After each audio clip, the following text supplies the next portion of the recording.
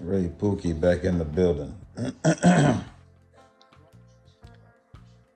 just get right into the meat and potatoes of a quick note I want to drop.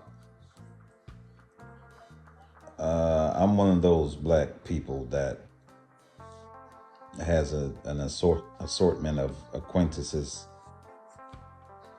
You know, black people, Hispanic people, white people, Asian, it doesn't matter. It's an assortment of associates, acquaintances that I know and routinely talk to.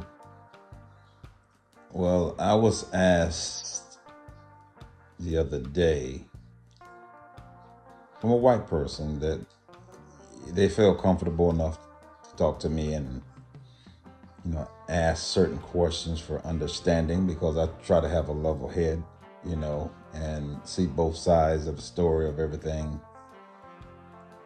And they had a lot of questions about the black community, about why some of us, or a large portion of us, at least that's what's in the forefront, act the way we do. Why are we so violent?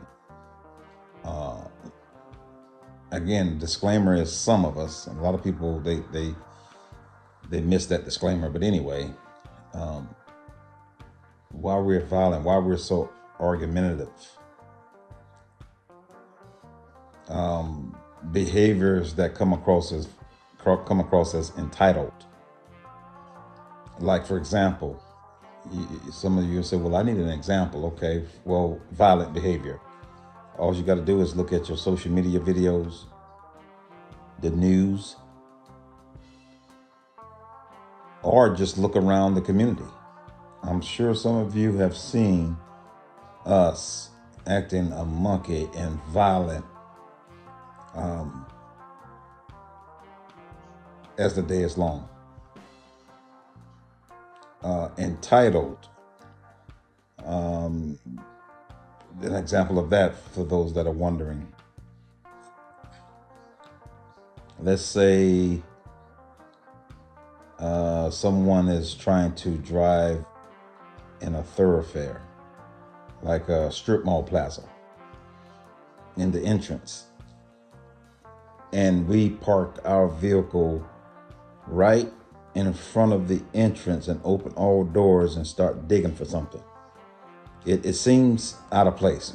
Anybody looking at it to say, "Wow, that's out of place. Why would a person park right at the entrance into the plaza?" Well, I've seen that happen. Black person, he just parked his vehicle right there in the entrance of the plaza, popped his doors open because he was looking for something. I guess something dropped. And I saw one person bold enough to kind of blow their horn, like, "I can't believe you're parked there, man. Move your vehicle." He immediately became upset and started yelling profanities to the person that blew the horn and telling them to go the F around. That's an example of entitlement. Argumentative.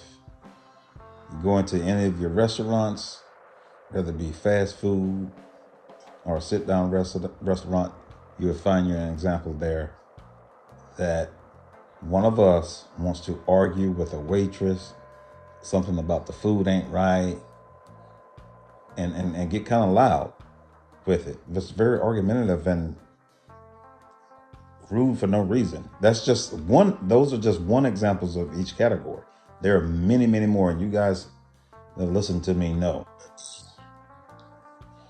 I'm just I just wish that we as a collective knew how bad we look to others. And we wonder why the respect level is low. A lot of us are not given the benefit of the doubt.